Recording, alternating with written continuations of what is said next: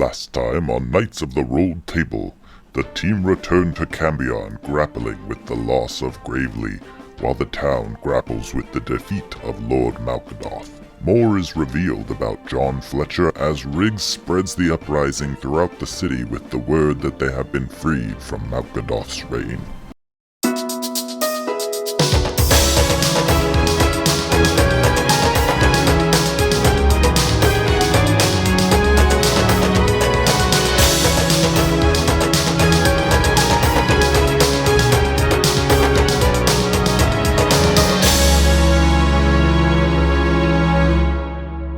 So you head downstairs. Sarsa heads downstairs into the kind of cellar area of this pub inn, and there's casks of something. Sarsa probably knows enough about alcohol to be like, that one's whiskey, that one's ale, that one's wine in the back. But they're sort of like lining the outside, and there's a wee bit like a 73. Although it could be a 74. It really depends on which region it's coming from. So there's like rows of casks and other like storage and, dry foods and things.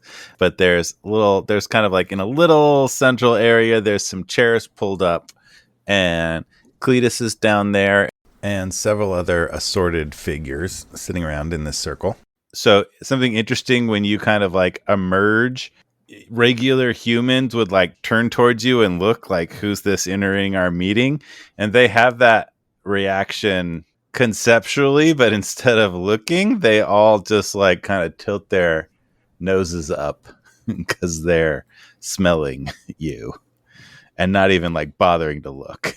And like weirdly, as they do that, you realize, yeah, I can smell them. Well, that's no. Sarsa's just gonna like, are they sitting, standing? There's a little circle of wooden chairs, and they're all sitting and talking. Sarsa's just gonna fill up her tankard and plop herself at one of the casks. Yeah, she immediately the whiskey cask. Like, she doesn't need to ask. She just, it's there. So Cletus turns towards you and like, come on down, it's okay. And you like walk straight through the center of the circle past these people towards what you identify immediately as the best whiskey, and just like pull a tap and fill it up. I really do appreciate you including me tonight. It's not really been something I've been able to talk about, It's kind of awkward, isn't it? I mean, I can't stand when things are awkward. It's hard to talk about your feelings, right? Well, yeah. I guess help yourself to the whiskey, and we got a chair for you. It's all right, y'all. This is Sarsa, and as you can tell, she's a wolf, and I invited her down here. So welcome, Sarsa. You sniff, and you get some interesting like smells, but you don't really recognize. You understand the smell of Cletus and like what is rat about it. But one of them, particularly the little lanky guy, you are confident is also a wolf, but you're not sure about other people. So you kind of look around at some of these folks. Yes, hello. Very nice to meet you, Sarsa. Yes, my name is Harold Pignalius Romulus Kevinshire the 45th. I don't suppose you go by anything that's a little bit shorter than that, do you? Oh, yes, they call me Tim. Right. Tim. Pleasure. Nice to meet you. Yes, you see, I have been afflicted. I was long ago bit on a midnight moon by, a crane. And so I'm a were-crane, it turns out. You want to do one fancy thing for yourself and go out on a nice pond and enjoy the out-of-doors in the middle of the night and get bitten by a crane. It's just terribly drab, my dear. Right. You'll have to tell us all about yourself, but please meet our friends here. The lanky guy who you identified as a wolf speaks up, and he says like, "Oh, hey, what's up, dude? My name's Gerald, and as you can probably tell, I'm also a wolf, and I'm like totally thrilled to have like another person in the family, in the pack. So welcome. Like, pull up a chair, and I'm really excited to meet you and have you join." Thank you, Gerald. Nice to meet you. Is anyone else there that wants to introduce themselves? Go ahead, Carlos. Hi, my name's Binky. I've been a were person for going on 67 moons now. I was bit by a mink. That's right, Binky the Minky they call me now. It's nice to meet you, Sarsa. So, Minky, your name is Minky because you were bit by a minky. You didn't have a name? I just turned into a mink, so they call me Binky the Minky. I know, it's confusing. I wish I was bit by a weasel, or a wolf, or a cat of some kind. That would be much better, but here I am, Binky the Minky. Right, well, still a pleasure to meet you here, Binky. Nice to meet you, too. Do I need to describe Binky at all for you, Zach? Sure. What are we looking at? Lady gnome, about 3.5 feet tall, and has like a dirty blue sundress on. Is this going to be our new campaign? Because I'm in. Yes, we're going to start a campaign inside of your campaign, Zach. This is where it starts. I'm for it. What does Tim look like? Oh, Tim, well, he's a very tall gentleman, very bird-like in feature, as it turns out, and wears a very fancy three-piece suit with a little chain and a little tiny pocket watch that he's always looking at. Oh, what time is it? Oh, what time is it? Oh, very good, time to go.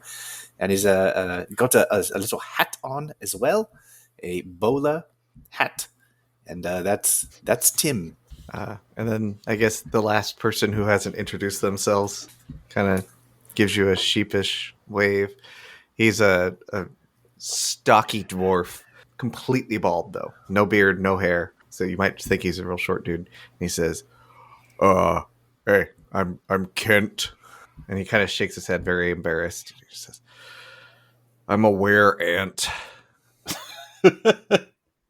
Just be careful where you step. That's all I'm saying. Yeah, so you've made great progress so far, Kent.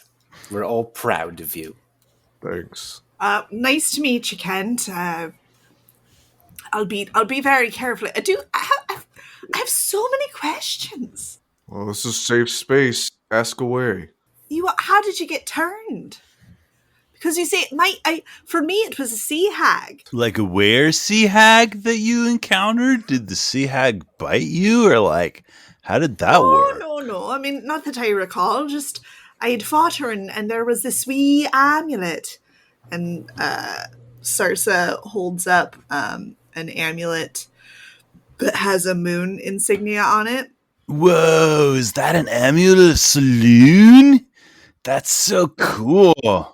That's right. That's what I thought. But then I put it on and I felt myself change, and I started to get these abilities. But then I got this weird voice in my head. You guys have a voice that very ominous that talks to you.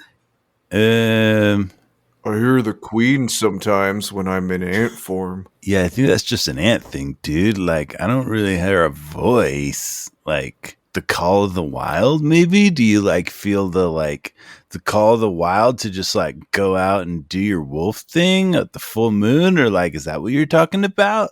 No, it's really just one phrase repeated over and over. It's kind of ominous, actually. What's the phrase?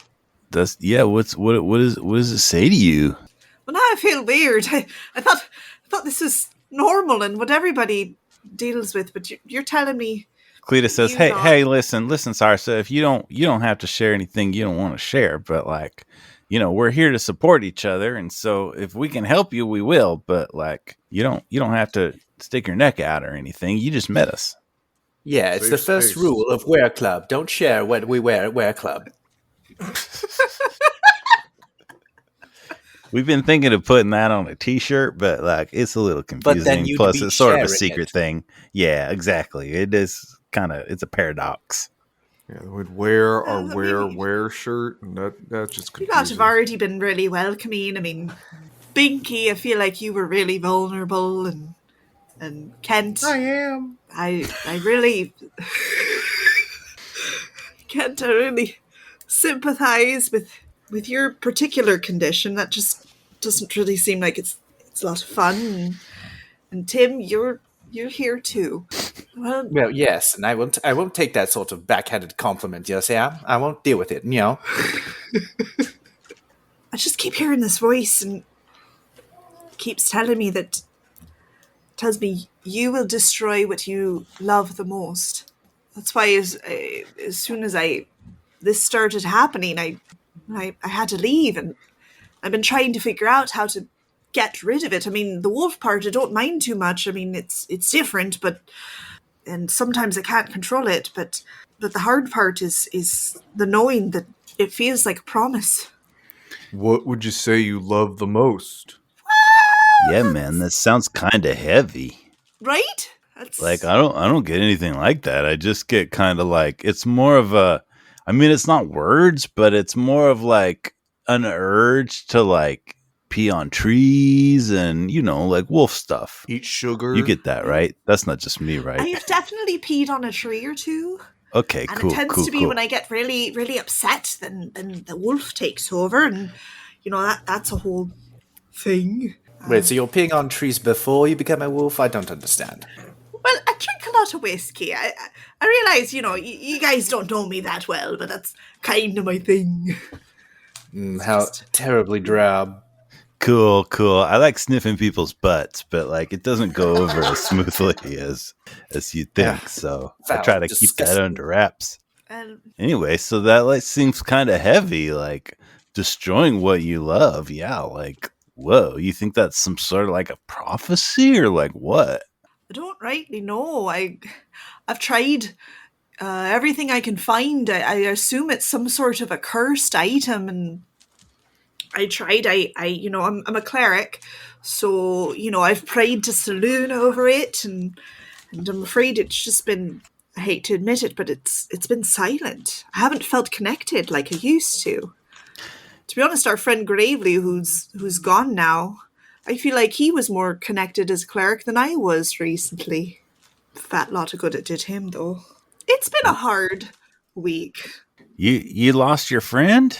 Right, yeah. We were fighting the big bad evil guy, Malkadoth, who's actually not Malkadoth. It was really complicated, but anyways. Wait, hold on a minute. You fought Lord Malkadoth, the ruler of our realm? But we're talking about me right now, so if we could stay on target.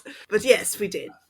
And we won. You're welcome. Enjoy your revolution. Okay, wait a minute. Like, Malkadoth, you defeated Malkadoth? Like, he's not out there anymore? No, but when he disappeared, our friend Gravely disappeared as well.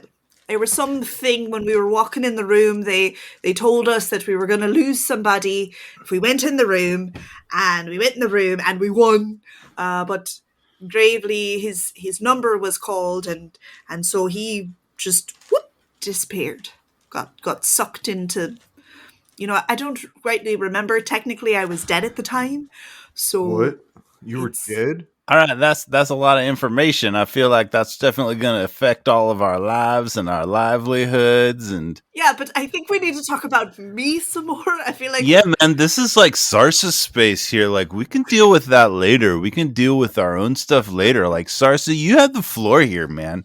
Like you talk. Well, to be honest, that was really that's the whole of it. That's what I'm dealing with right now, and. If anybody knows a way that I can get rid of this stinking curse, that would be great. I've tried taking the amulet off. It won't come off.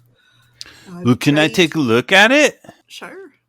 Amulet, or not amulet. Sarsa kind of like holds it out from, it's on a long chain, so she kind of is able to hold it out for Gerald. He like takes it and grabs it and like kind of like pulls it towards him a little bit, and it basically like it gives you the same shock of pain that you had trying to take it off, which then transforms you into a wolf. Like you like werewolf out, and all of them are like freak out because like they have never, like they only turn on the full moon. So the seeing you turn when it's not a full moon is like very like, whoa, this is different kind of thing. Am I in control, or is it like Wolf is taking control? I mean, you're changing against your will because of the pain. You're not like wilding out or anything. You still have like control of your facilities. But all of them are kind of like, whoa, that's not that's not supposed to happen. Like, man, you're like, it's not even like, it's like only like, we're not even like See, close this is to the what I full was moon talking right now. about. It's when I get, and this was really painful, trying to take the amulet off. It hurts. I'm and sorry about that. this Here you is what go. You happened. take it. I've been having a hard time, and I'm not okay. You're not, you may not actually like Later on. recognize this unless you've really like checked yourself out in the mirror, which maybe you have at this point. But like the amulet disappears when you transform, but there's like a mirror shaped emblem on your chest. There's like a image in the fur of essentially the like moon shape Sarsa that the is amulet is. unaware of this. Yeah. So Gerald is like, whoa, it's like kind of still there, but it's like in your fur. Like there's a moon there. He's not like touching you, but he kind of like outlines with his finger where Well, if you could at least buy me dinner first. Your consent, man. I mean, that's cool, man. It's like your werewolfness is like in that amulet. It'd be a hell of a lot cooler if it wasn't yelling terrible things and if I could do something to reverse it. Can you change back, or like what happens from here? Usually I have to calm down and takes a while. Sometimes a pint of whiskey helps. Okay, well, like no rush. This is a safe space. Like you can just like you can wolf it up, or you can like whatever. Like you be you, dude. Well, now, Cletus, I hate to be this person, but we must look at the rules of the Charter. It says that this club was established in order to share amongst were people. And it seems that she has been afflicted by something else than the were curse. So I hate to be pedantic about the rules, but it does seem like she is operating on a different level as to her. You understand what I'm saying, Cletus? All right, look now, settle down now, Harold, Tim, whatever we're calling you now. Like she's clearly, I mean, the evidence is right there in front of us. She's clearly a werewolf. She don't exactly follow the same rules as the rest of us. Like that's no reason to throw her out. Like clearly, Sarsa here needs our support. Sarsa just kind of growls at Tim. I just will. Oh, I apologize, but I will remind you that there is a fee that we all pay monthly so that we can have lunch. Whoa.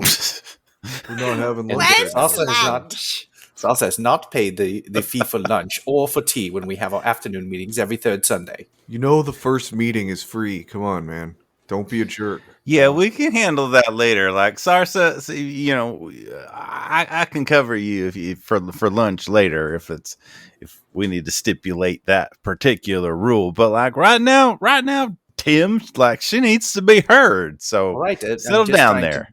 I'm trying to do my duty as the treasurer of the Wereshare. You know what? It's fine. Tim's made his point. I don't need to be here. Obviously, you guys don't know anything about what I'm going through. All right, no. I'm here. Sarsa, you're fine. We'll take a vote. All right, everybody, everyone here who thinks that Tim is being a stuck up, stick in his craw, werecrane, and we should like accept Sarsa and take care of her. Raise your hand or paw now. And she raises her hand. Kent raises his hand. All right. That looks like it's unanimous except for Tim there. So we're going to go ahead and tolerate Sarsa for now. Yes. Well, you know, Tim, we're going the- to talk about this at home, all right? Let the minutes know that it was not a unanimous vote. nobody's Noted. taking minutes, Tim. All right. That's I just am. you. You take notes for everything. You telling me that the nomination for me as secretary was not official? Kent, you've been taking minutes? Always. All right, you're so organized. All right, you go on with that, and I guess note it in the minutes. Then, all right. So, Sarsa, Noted. Sarsa, Wait, you have Cletus, the you floor. didn't even know that Kent was the secretary. I'm wondering if we should be impeached as president of Wereshare. Binky, what say you? I hate conflict. We shouldn't fight anymore, please. Very well. We will table it for another discussion. Kent, please put it in the minutes. I feel like maybe this thing's gone off kilter, and we need to reestablish the. Nonsense. This is the campaign now. Now Maybe listen. maybe Our next next- week we should reestablish our mission statement. But for now, like I feel like we Using need to Robert's welcome rules, our and new I had friend. I had the floor. I had the floor. You have not brought a motion. I had the floor. We're using Robert's rules. Very good. Now, I will remind everybody that our ongoing quest to defeat the dragon in the lair on the northern mountain is still going on, and we are missing a party member that is part of in the minutes from Tim, last we time. don't want to talk about your fanfic anymore, okay? Like, let's talk about our new friend now, all right? I have a motion to recognize Sarsa. Is that cool? Seconded. All right. Look, let's go back to Sarsa now. Yeah, very well. Truthfully, I feel like I've kind of hit my limit for being the center of attention here, and Tim kind of took the wind out of my sails, so I don't really know what else to say at this point. Well, how long have you been experiencing the change? 4 to 5 weeks. Oh, but you don't just change at the moon. So how many times have you changed? Like twice? No, probably about 13, 14. Oh my goodness, that's over a year's worth in a month. That's awful. It's not so bad when it's something that I choose, but sometimes, like right now, when I'm in pain or I'm upset, it just happens, and then sometimes I have trouble doing the things that I want to do, and it's like Sarsa kind of just gets lost in there. Have you tried breathing exercises to like calm down? No, I usually just drink. All right, close your eyes, and I want you to take a deep breath in through your nose and out through your mouth. And I want you to tell yourself, I am me. I am not the wolf. I am me. I am not the wolf. Now breathe again. Sarsa, make a wisdom saving throw. Oh no, okay, hang on. Aided by your friend Kent the Were-Ant. 14. Make it with advantage, aided with your friend Kent the Were-Ant. I feel like our difficulty was 15. 27. Oh, nailed it. Yeah, like this breathing thing actually kind of works. At first you're like, this is ridiculous. This little Were-Ant dude, like, come on, give me a break. But like, you kind of like lay into it and ease into it and give it a chance, and like, whoop, you turn into Sarsa again. Right. And Gerald is like, whoa, well, like, you know, I notice your clothes like go into your form and like transform back. Like, that's cool. Because like, yeah, tearing through like 13 pairs of clothes would be really rough. Like when I wear out, I gotta like strip down ahead of time, because like I'll tear right out of this stuff, and like it's not easy on the budget if I forget to do that. You know what I mean?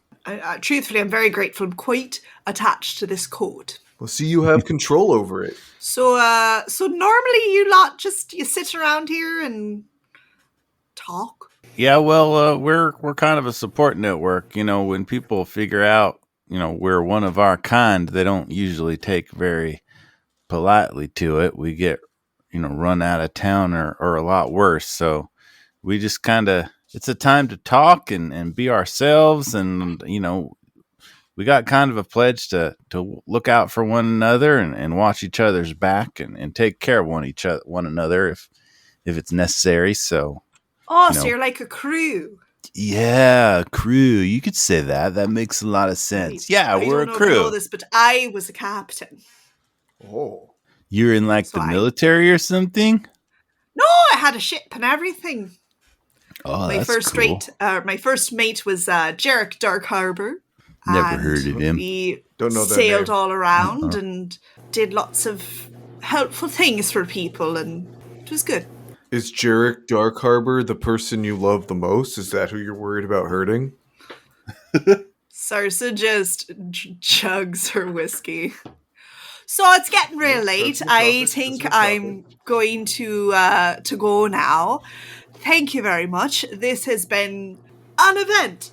But I think it's time for me to take it in. Like I mentioned, I've already been dead today, and it's been a big one. So you lot have a great night, and I'll catch you probably never again. Sarsa's like backing up the stairs as she goes, and Cleta's like, all right, well, you can take one of the bedrooms upstairs. That's all right. Goodbye. Thanks for coming. And she's gone. So yeah. All right, now. This kid was chasing me with a big magnifying glass yesterday. And yeah, terrible. I don't know what to do. Like I felt really And scene. Sarsa heads up, heads upstairs, heads to sleep, finds a bed of her own. Let's check in with Randall. Yeah, revolution. We love it. Randall, you've supported the kind of like growing army of like kind of guards coming over to the side of Riggs and Dahlia and the resistance. And so there's not too many. The more, as you kind of like join them fighting your way out through layers of the fortress, like enough people are joining your side that it doesn't seem like a very good plan to like resist and be loyal to Malkadoth, who seems like he's no longer in power. So it gets kind of easier and easier, even though there's more guards at each layer. Like the group you're with grows. You're able to do some support as a bard and artificer. You have kind of like various support spells and things and healing you can do to kind of support people, but it's not too difficult. You end up in kind of a big group in sort of the outer courtyard of the main fortress. Is there like a color of the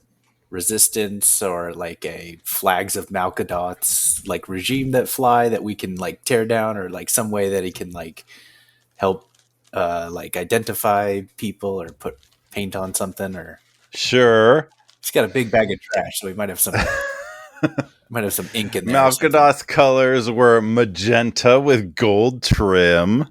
Ugh. The previous realm was more like royal blue and pink, surprisingly, not typical, but that's how they roll. And you could do something all new, or you could go back to old school, or however you want to play that. I think he'll just kind of find stuff that's blue and like tie it on soldiers' arms, or put it on a end of a spear and like make a flag that's blue, and like take down any symbols of Malkadoth as he goes, and like, yeah, bring him down as we go, to just kind of like help coordinate that, since fighting's not necessarily his forte. Do you have like illusion spells or anything like that? Yeah, probably some simple ones. Certainly, like if you have minor illusion or anything, you could just like throw up your own kind of like blue and pink or whatever. But I got dancing lights, so we'll make some little lights that go out.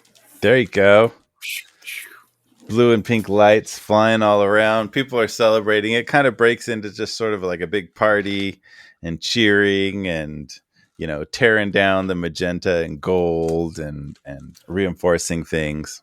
And so as that happens, as it just sorts, like there's not really conflict. Things are sort of safe. It seems like you've thoroughly won the day. You're kind of like locking down the fortress, and it's sort of starting to spread out into the town. Riggs comes up to you and sort of like pulls you aside and says, Randall, thank you so much for taking care of us. Yeah, of course. Your friends, Sarsa and Branch and the lot, they seem a bit, obviously they've been critical to our cause. They seem a bit uncomfortable and they're torn up. They gave a lot and they're broken down. I wonder if you could just stick with them a bit and take care of them and just maybe let us know how they're doing and any what's going on with them, and any way we could support them. If you could just sort of like be our liaison with them while they're here, I think it would be a great help to us. Yeah, you got it, Riggs. Anything you need. We've won the day. This is great. Congratulations, Randall. You've played no small part in that at all. Thank you so much for your service. Of course. Now for our rewards. And he digs into his trash bag and pulls out a half eaten like turkey leg that has a bunch of mold on it, and that's kind of half wrapped up, and goes, yes, and starts to bite on it as he makes his way back to the inn. Where you celebrate that. Good for you, Randall. You enjoy that. You've earned it. Thanks, boss.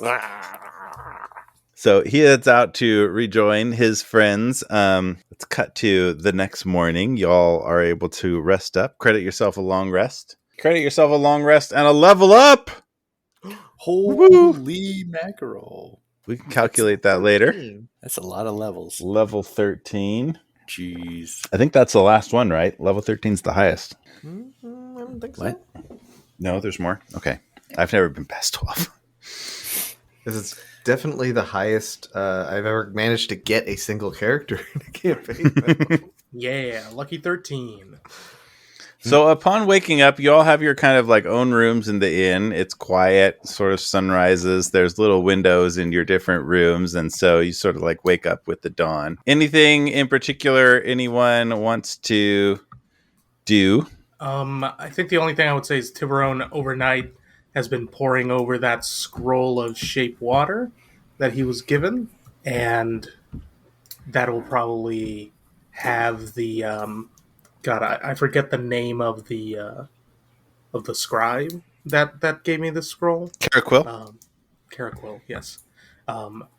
Tiburon will probably have them on the mind this morning. Yeah, I think you kind of like are exhausted and lay down, but kind of can't sleep, but like end up pulling out the scroll and focusing on it and like eventually drifting off, but also kind of dreaming about it and like waking up early and looking at it more. And you feel like you have it pretty well mastered. So Shape Water, you can credit yourself as able to cast that now. Perfect. Not particularly well rested, but like hyped that you have this new ability. Anything else that anybody would want to do, or things are on your mind, places you might want to go? I think Sarsa would want to go back and just make sure that the castle, like, everybody's good, the kids are okay, things are settled, unless we got an update from Randall that everybody's good. Yeah, I think that would be Randall would just say, you know, the city's won, everybody's kind of turned over, and Sarsa, I think you open the front door and walk into the square, and you trip over Randall, who like came back to the inn because he figured you were there, but like the door was locked and he wasn't able to get in, so he's just like curled up there, and you kind of like trip over him and wake him up a little bit early in the morning. Oh, now it's been a while since I've been asleep outside of an inn. Did you tie one on last night? oh yeah, I ate a whole lot of rotten cheese and spoiled milk. It was really great. Well, I suppose we've all been there. Yeah. How are things over at the keep? Oh, great! All the guards have turned, and Riggs has started to make sure that the anybody who supported Malkadoth is out. Right. But I haven't been to the castle yet, but I assume everything's safe. It was when we left it. Why don't you come inside? Let's take a moment and regroup and figure out where we're going next. Sure thing. You got it. Sarsa, as you kind of turn to go back inside and bring Randall in, you hear a sound that you recognize, and you look up and you see the Crescent Squall 3, and it is leaving. It's flying. It is leaving from the castle fortress and departing, kind of like passing over your head over the town square to leave. Under her breath, and I apologize because I know this is a family-friendly podcast, but she looks up at it and she just says, "Son of a bitch." And she, like, when she turns into the inn and she slams the door. So as you kind of like bring Randall in and slam the door, you're all kind of like in a bit of a confused whirlwind. Does it look like it's headed towards us, or it's leaving like out of the city? No, it looks like it's taking off from the fortress and leaving. It's like gaining altitude as it passes over your head. It looks like it's heading out. Okay. As you kind of like slam the door and bring Randall back in, Tiburon and Branch are headed downstairs, so you're all kind of there. You know, it's terrible weather outside, you lot. I think we probably would be best served staying in here, having a nice warm breakfast. Let's just hang out for a little bit. There's no reason for us to even, look, Randall's here. He can tell you everything that's been going on in the castle.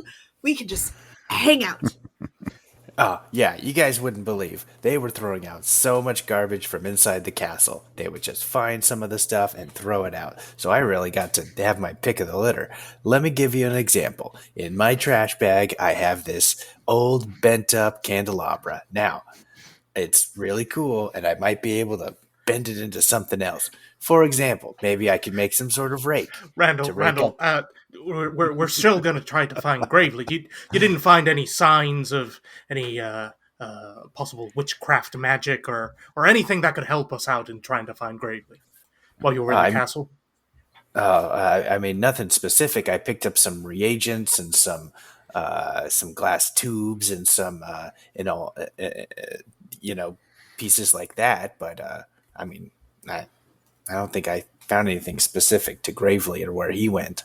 All right. What's your plan for the day? It doesn't seem like Cletus is not really around. It doesn't seem like it's really open for breakfast. So it's just kind of like you sitting out in the early morning light streaming in through a few of the windows, and you have a chance to check in a little bit. Right, so as I was saying, let's not go outside. We'll just stay in and have a lovely big hearty breakfast for at least the next 25 to 35 minutes. But Sarsa, I thought you wanted to find Gravely. You want to find him more than the rest of us, it seems. Of course I want to find Gravely in 25 to 35 minutes. Why that amount of time? This is very specific, and you are being weird. That seems very normal. Breakfast is the most important meal of the day, she says, pulling out her flask and drinking whiskey. Is there a parade outside? Like, is there a big parade? It's very threatening. Sarsa just is now she's drinking. One of you kind of peeks out the front window, and it's just like there's nothing. It's chill. There's nothing going on. It's kind of pretty out. You can hear birds chirping. Oh, hey, well, I guess if we're sitting here, and Randall's going to kind of pull out some stuff from his bag, a bunch of little glass vials and stuff, and he says, I was able to loot a bunch of stuff from the castle that whoever that guy was, that little satyr guy was working on, and I worked up some new spells. Or some new potions. I wonder if anybody would like to try one on a human test subject. I am not a human. Who's thirsty? Tiburon, you look strong, resilient, not affected by poisons. A little early in the morning for me to be drinking something like that. I've already got a drink. Come on, yeah, I have this one. Just give it a try. Sarsa and Branch are not humans, so we cannot be your test subject humans. Well, you know what I mean. Upright bipedal hominids. Tiburon really leans into Randall and goes, Randall, if I drink this, will you back me up on the next thing I say? Yeah, of course. To the ends of the earth. All right. Cheers. Cheers. Tiburon quaffs down whatever you got handed right now. All right. Excellent. So you drink it. You get temporary hit points equal to 2d6 plus 2, and you feel bold, and you can add a d4 to the next attack roll or saving throw you make for the next minute. Wow. Oh, this was. You want to attack, save against anything in this quiet post-dawn bar? Did you feel the restorative part? That's the new thing. Do you feel like a healthy vitality? Oddly, yes, a little bubbly, but refreshing. Good. And he gets super excited, and he starts to kind of mix some other stuff up at the same time. All right, Randall. Yeah. Oh, yeah. All right. Sarsa, Randall, you remember who gave me the scroll, right? And I show him the scroll of shape water. Yeah, that book nerd who was here. Yes, the book nerd. We should go talk to the book nerd. Maybe he would know of a spell or of someone who'd be capable of casting something that the sort of fog spell that made Gravely disappear, or he might know some sort of secret of the mountain. Tiburon, I think that's a great idea, and I think we should do it right now. You see, Randall loves it. Randall knows what's good. We can do whatever you want after we've had a nice 25 to 35 minute hearty breakfast. We've had breakfast. He just had his potion of boldness. He's ready to go. He's got a minute until it wears off. I'm very ready. Could we just go out blindfolded, Sarsa? Would that solve the situation? Sarsa just crosses her arms and is sitting at the bar drinking whiskey. Branch, help me out here. Sarsa. Branch goes up to Sarsa. You seem upset and worried about something. Are you okay? I'm fine. Tell Branch what is wrong. I'm fine. Everything is fine. I'm fine. I just really don't want to go outside.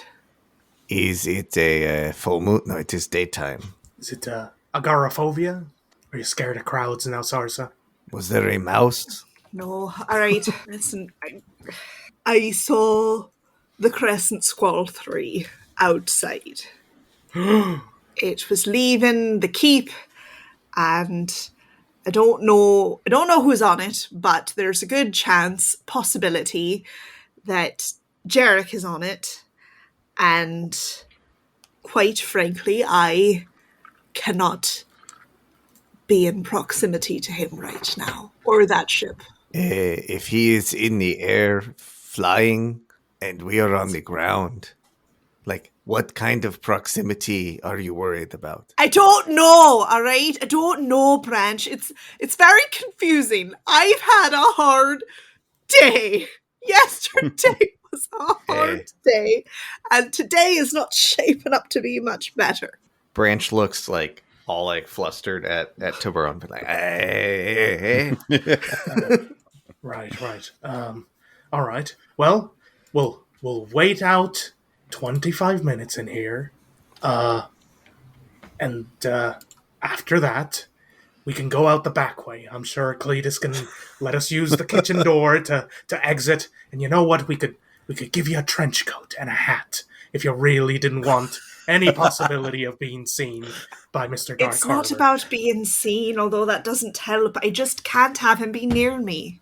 Is this because of your condition? Yes, Branch, it's because of my condition. Okay. Right.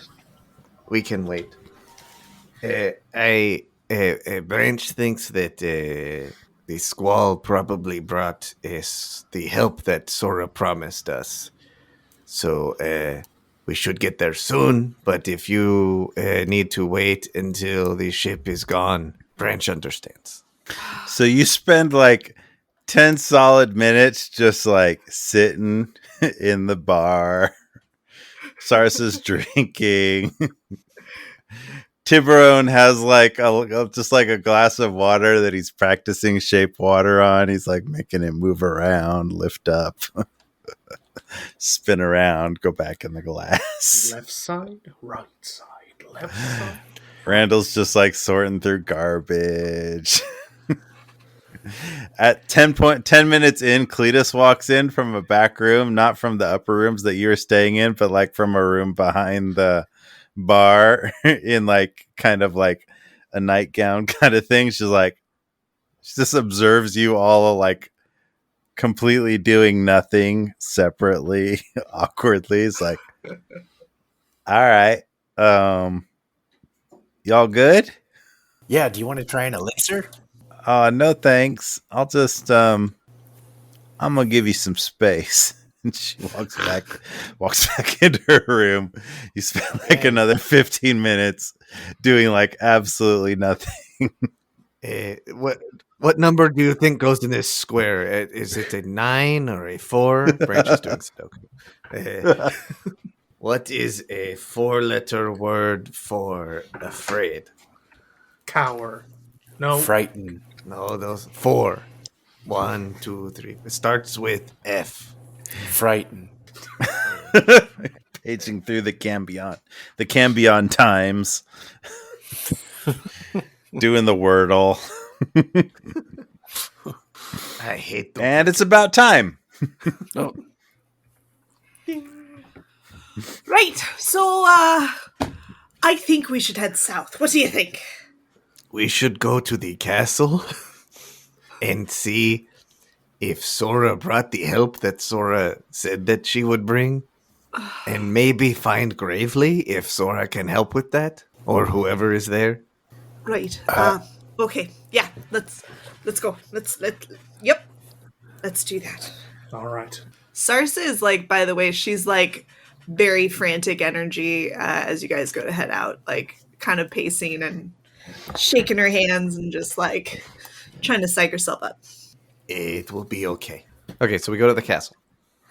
Yerp. You'll head out through the town square up to the castle, which is relatively near the town square. The gates are open. You kind of walk through the first set of gates, and there's a lot of like guards and stuff who have just sort of like passed out from the revelry. People are kind of passed out, sleeping, hanging out places. They had a good time last night as they overcome things. So you walk in a little bit farther. You're not really stopped. You get to kind of like the inner chambers of the rooms. Riggs is there. Riggs kind of like comes out to meet you, like, oh, you all should come with me, quick. This way. It's important. Come on with me. I guess we follow. Sarsa is taking up the back. He meets you at kind of like the inner chamber where you first met Jonathan Fletcher, where there's it's like a circular room with a desk in it. And so he takes you into the throne room, through the trap areas that you went through before, and is leading you down the zombie moat walk. He's leading you towards the kind of like inner chambers where you fought Malkadoth. And so you sort of like follow along carefully, not to like fall into the zombie moat and things like that. And he's taking you. He's taking you to the chamber where the treasury and the portal was. That's where you arrive, and you see Sora McIntyre is there, and Riggs just kind of like gestures like, "Huh." He's sort of like intimidated by her presence. Oh, a lady. Hello, lady. Sora, this is Randall. He was a lot of help in the fight. Randall, this is Sora. She is like our boss, friend, person. Nice to meet you. Very pleased to meet you, Randall. Thank you so much for your help. Why don't all of you come into the chamber here? And she's leading you into the portal side. The ship is gone, right? Right? Yeah, the ship was, when you saw the ship, it looked like it was like leaving. Okay. So you haven't seen any notion of the Crescent Squall or Jarek. Sarsa kind of like, as she approaches and sees the ship is gone, is like, and it's Sora, and she's like, okay. Like, she seems like she's calming down. Yeah. Sora, before we go in, is Jarek here with you? No, he dropped us off and he took off. So no, he's not here. Branch turns around to Sarsa and gives her a big like double thumbs up. Hey. Great. Good to see you, Sora. Appreciate you coming out. Sora watches that exchange and says, I didn't tell him why he was dropping us off here, and he didn't ask, if that's any consolation. Appreciate that. It's complicated. I understand. Also, how's my ship? It's in good condition and quite... Why are you saying that like a question? Well, it's surprisingly functional, I think. He and his sort of animal companions are surprisingly adept at piloting it. Animal companions? Yes, we can talk about that later. It's not important. But he's doing well. It's in good shape, and he's taking good care of it. Animal companions. Sarsa's just like scratching her head. Did Jarek become a cat lady? All right, moving on. So she walks in, leads you all into the portal chamber where Bartleby is in there. We do not have Chris on hand, so I'm going to do my best Bartleby voice. She says, like, you've all made tremendous progress, and the securing of this portal is vital to the cause. Bartleby is tinkering with the remote that let's see, who is present. That Tiburon and Branch, I think, were there, recovered from the train heist previously. So he has the remote that you recovered from a very similar looking portal. And he's kind of like tinkering with that and working on it. And like various things are like lighting up and buzzing with different kinds of energy and sounds in this chamber. Bartleby says like, oh, hi. Oh, wow, you guys did such a good job. Well, this is great. Like the portal and the remote together. Like I feel like we can do really great things here. This is great. I mean, this could totally turn the tide of everything we've been working on on right here. Thank you so much. Do Sora and Bartleby know that we lost XX Bloody Heart? Yes. Yeah, we told them when we first arrived. Yes, they do. Have you heard from XX Bloody Heart? We lost contact with them, and they never came through the portal. We've not. There's and Bartleby sort of like interrupts and says like, yeah, so we've seems like these portals are kind of unstable, so I'm real sorry about that, but like I'm sure he'll turn up sooner or later. You know, you did. So it's only logical that like sooner or later he's gonna come popping out of one of these portals. He has to, right? And Sora's like, yeah, one can only hope. Hopefully not as a coat rack or anything similar. And Bartleby is like, listen, we figured out a lot. Like with the remote and the portal, I think we can stabilize it significantly. Biscuit and he's on the other side. He's back in Okot, figuring things out, and we figured out like we think that relationships are a significant part of how these portals work. Like when people enter a portal and don't end up where they were supposed to be, a lot of times it seems like they pop out near somebody that they knew previously. And so that got us thinking that like maybe people that the connections of like relationships are pretty significant for like navigating the we're calling it the portal verse, kind of like the space in between these portals that you gotta navigate. So we think that if there's somebody that you know and have a relationship with on the other side, that's gonna significantly decrease the chance that you end up somewhere else, or like turn into wood, or like have a second or a third head, or anything like that. We think it'll be a lot better now going forward. Has there been any sign of Gravelly since you have been here? We haven't been in the castle since yesterday. No, I'm really sorry to hear about that.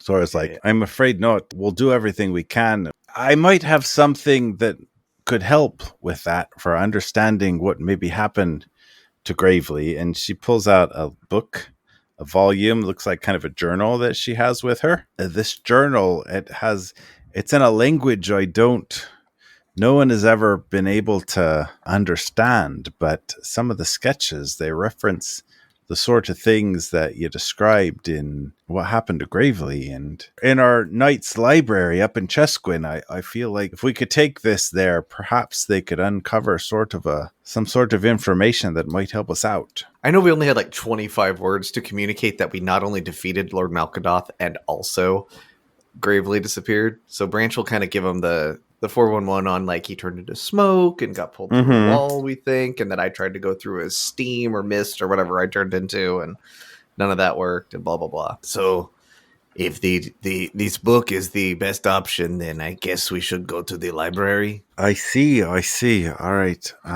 Yes, I think I don't know what's contained within the pages of this book. It's in a language that no one I've encountered has been able to understand, but perhaps if you take it to the Great Library, our scholars there might be able to uncover something that could be valuable to the cause and to perhaps getting Gravely back. Actually, the portal that y'all encountered, you, Tiburon and Branch, you encountered on the train, we actually recovered it. We installed it up in the Great Library. And so we think that we could transport you there through this portal here that y'all have encountered. Right, Bartleby? And Bartleby's like, oh, yeah. I'm like, there's a good 90 to 95% chance that we can absolutely transport you there using this remote. We're very confident that, like, you could get there. And it's going to be fine. Yeah, you just take this there, and this could really turn the tide of the whole conflict. You know what I mean? Branch raises his hand. Yes, that Branch question? Yes, thank you, Bartleby. Branch wants to know, do we know someone in the library? Branch does not want to disappear. And Sora says, like, you absolutely do. Some of you might remember Salius. He's there in the Great Library, and we think that your connection to him could anchor you to transport without, some of the side effects that you've recently encountered. Side effects. That's a really, really cute way of putting it. Okay, do we need to go right now? Or can we have some time before we leave to maybe visit some friends that we made in town, or that might be in the forest? Well, yeah, I can. I can finish the final calculations here. If you want to come back in a little bit, that's perfectly fine with me. Branch is just thinking about. I think he promised to visit Clump in the forest and bring her mushroom and food for the rats. If you want to do a little bit of that, you can, or you can zip off to the Great Library. Up to you. While he's doing all of his calculations, maybe Branch goes off and has a little date and comes back. We'll let Branch scurry off and do that. So Okay. Bartleby is like, oh yeah, it's going to take me a little time to finish the final tabulations and calibrate the remote to this particular portal. But this is going to be like a lot better. Like I can't even tell you how like we were not confident with our final algorithms on like how these portals actually work. Thank you so much for volunteering. But like the remote plus this portal, this is going to be a lot better. I'm totally confident to a reasonable degree that you're going to get there, but like it's going to take me a little bit. So Branch, if you want to go, that's totally fine. Okay, bye. So Branch heads off. Sora shows the rest of you this book that she has, this journal that is in a language that none of you recognize, but it has some tabulations, like paging throughout it. It has some drawings similar to the kinds of portals you've encountered and vials and magic items and like the different kind of like versions, even paging through it, of the Knight's tattoo that you have, like both the Knight's tattoo and like versions that are sort of like reminiscent of that tattoo, but not exactly it. There's like all sorts of interesting illustrations amongst these words that none of you understand. And Sora is basically asking you to take this book to the library and see if anybody there can understand the writing. Because based on the illustrations and things, it seems like it could have a lot of useful information. As we're going through the book and we see some of those illustrations, especially anything in vials and stuff like that, I think Tiburon would be looking at Randall and be like, do you have any of these in your bag? Have you seen any of these ever? Yeah, and every time Randall pulls out a broken coat hanger that roughly looks like it's in the shape of it, like this. No, that's not it. Crumpled up newspaper. I don't think that's how it goes. Okay, I'll keep looking. Let's jump to Branch. Makes his way out into the forest. He stopped off to pick up some mushrooms and cheese. Got some mushrooms and cheese. Buys cheese in a local shop. Picks some mushrooms on the way. And works his way out, kind of is able to track the signs of Clump on bottom of boot and her little horde of rats that she headed out with, and is able to work his way out to a clearing where she is sitting there amongst all the rats who are she's trying to direct them, but they're largely ignoring her and doing rat things. And you pass a fair amount of rats who are running back towards the direction of town as you follow up to her. Hello, Clump. It is Branch. Oh, hello, Branch. This is good. Welcome to our rat haven here. Okay, everyone, you take 5. Remember what we talked about? Do good and eat things here in the forest and not in town. The rats all scurry off and clump towards you.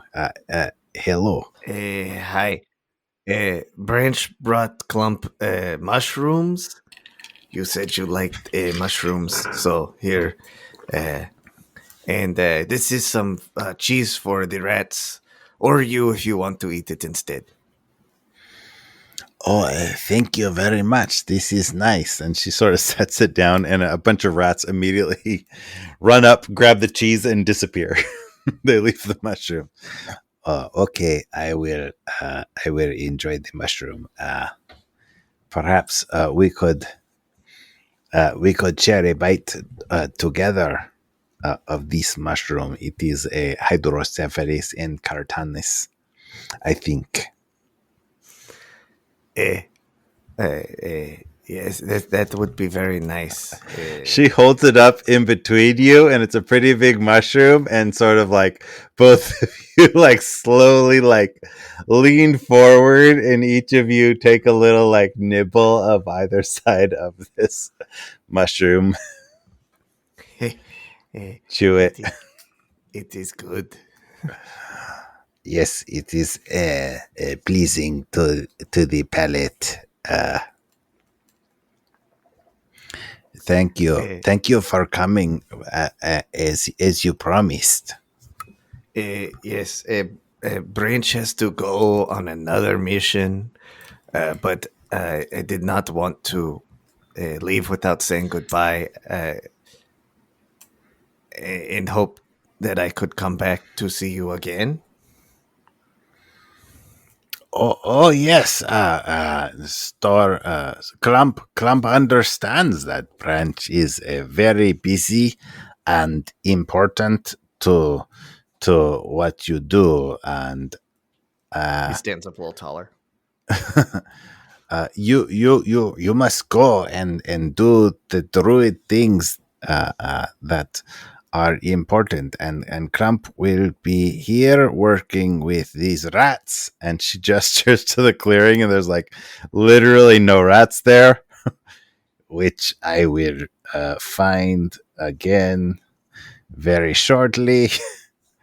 And I thank you so much for all of your help and this pleasing mushroom and the cheese which the rats have taken. Okay, thank you very much. And we were able to defeat the big bad guy. And the amulet that you gave Branch was very, very useful in this. So thank you again for that. This is pleasing to hear. And she sort of takes your hand and stares at you for a long time. And then she leans in and kisses you. Oh, Yes! And it's like an awkward, like, she sort of like knows visually what kissing looks like, but she doesn't know what to do. So she just is just pushing her lips up against you.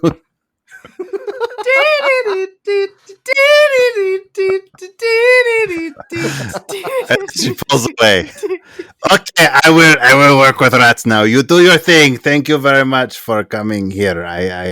Good job. It is pleasing. Thank you. Feeling really awkward, casts Goodberry really quick and like just hands her the berries. Enjoy these. I will be Thank back. you. Goodbye. Cut back to the portal chamber. Branch works his way in, looking very awkward. Instead of like red lipstick, it's like mud. Are we ready to go? Branch, I think you got some. Do you want to maybe clean your No. face? Branch does not want to clean Branch's face. All right. Ever. Understood. Are we ready to take the book, everyone? Head to the library? Barbie says, like, all right, I'm pretty sure we got this going. This is going to go reasonably well. So here we go. And he sort of like does some things on the remote, and the portal kind of like energizes and lights up. And you see the kind of like two kinds of energy flow from either side and interact with each other. Remember the first time there was a lot of like sparks and mess, sort of like jankiness as you stepped into the portal. There's like still a little bit of that, but like significantly less with him working with this remote and the portal you've secured. And it lights up. There's an opening to this portal that you're able to step through. Let's go. So you all walk through, the four of you, with the book. Who's holding the book? I could put it in my trash bag if you guys like. All right. I don't think we want to get trash on this book, Randall. Sorry to say. Oh, okay. Tiburon I'll hold is on to strongest. So Tiburon takes the book. Y'all walk through, and you find yourself in this lobby area of just like a tremendously ornate library, and there's shelves and things all around and a main desk, and standing behind the desk is Celius, who some of you know. Sarsa knows Celius very well. Randall has no idea who this person is. Tiburon has maybe met Celius in passing, but not like in podcasts, but for sure he recognizes Sarsa. Branch 2, Celius recognizes, well, let's see. Celius interacted with Branch? Not really. So Celius and Sarsa are the main connection. He thinks he has. Yeah. Depending on how canonical the Halloween episode was, he believes that's true. Like, yeah, I think in Knight's business, there's been a passing connection between the three of you, but Celius and Sarsa have the strongest bond. And sure enough, you're all relieved to have successfully seemingly got to the place you were going with like so all of you. Made it? You all kind of like look around and make sure, head check that like all four of you are here. Nobody has like the head of a goose or anything. Like it looks okay. Oh, Sarsa. Celius, how are you? Where's your better half? Oh, Jabin is out on tour again. Right. They're performing. Well, he can't keep a good man down. How are you? Can't. I'm well. How are you? It's great to see you. Where's Jarek? Oh, Jarek's somewhere. There's going to be a lot to catch up on, and that's best done over a pint. But let's make sure that my friends here, Tiburon and Branch. Oh, of course, I know you too. And who is this fine possum folk? Oh, Randall is he's a character, and you're going to like him, maybe. Hello. Hello, Randall. I'm Celius. He reached out to shake I'm his Randall. paw, I guess. Yep. whatever possums have. Oh, fine grip that you have there. What brings you all here? Would Celius have known that they were coming? Yes. Okay. Communicating through the Knight's sort of like communiques, and I think there's probably something sort of extra communication device installed. So basically, this location is like the library of the Knights, and in season 5, this location, this library in Chesquin that the Knights maintain, was referenced a couple of times, but the team never really like took the bait of like going there. But this is a facility that the Knights hold with a lot of information and things, and so it's sort of well known, and like established communications and things are in place such that Celius is fairly well informed to be expecting you. And the portal that is here on this side is actually the portal that was in the train. Like the train crashed, the Knights actually recovered this portal and moved it to this library to be able to transport there. Oh, well, welcome to the library. It's so nice to have you here. Did you bring the journal? We did. Tiburon holds it up. Wonderful. I assume he has not seen this journal before. He has not. Oh, give it here. Let me look. Journal handed over to Celius. So this figure in a robe kind of like rushes up to Celius very like deferentially, very much like, "Oh, Chief Sorter Celius, and apologies to interrupt for you, but here are the volumes that you requested. I've categorized them based on language of origin in the ancient. So these are Elven languages on top, Dwarven languages towards the bottom, and assorted other languages here. I found everything I could based on your suggestions, and I hope that they provide you with everything you requested. And thank you so much for honoring me with the opportunity to fulfill your request." And this person in a robe is kind of like bowing towards Celius and backing out of the chamber, like not turning his back, backing like, thank you very much. I hope it's helpful. Oh, thank you, Timothy. Very helpful. And he looks through all the books. All right, let's see if we can't figure out what language this is. Page. Research montage. I don't know. He sort of like flips through a couple of pages, and he's like looking back and forth between like he's flipping through certain volumes, and it kind of takes a little bit of time to sort of like look at these different books that have different like references to languages and compare back and forth. Does anybody else want to do anything as he sort of like ponders this journal that you've brought him? Nay. Sarsa's just chilling. Branch. Branch is just probably gonna like, if he hasn't been at this library before, he's just staring around in awe at all of the books. Like, he hasn't really encountered something like this before. There's a lot of books in this main chamber, and there's various like doorways off into other chambers that look like they have a lot more books. So it's a very kind of awe-inspiring sort of space. And the respect to which Celius is given is also a little bit jarring to Sarsa, at least, that knows him as kind of a like silly sort of academic figure. Yeah, Sarsa wouldn't comment, but it is noted. Celius, you get kind of like, you page back towards the beginning of this volume, or like looking back and forth, you're looking at like the script and the runes and Elvish runes and Dwarven runes, and you know, you get kind of deep into what other rooms are there, like Sylvan. It doesn't look like Sylvan, and Draconic Celestial, like it's not any of those. You like are familiar with those language, or at least how they look, and it's not anything. And then you turn back to the beginning of this book, and Celius is like, huh. And then, like, there's a massive flash of light, and you all disappear. Oh, well, that's interesting.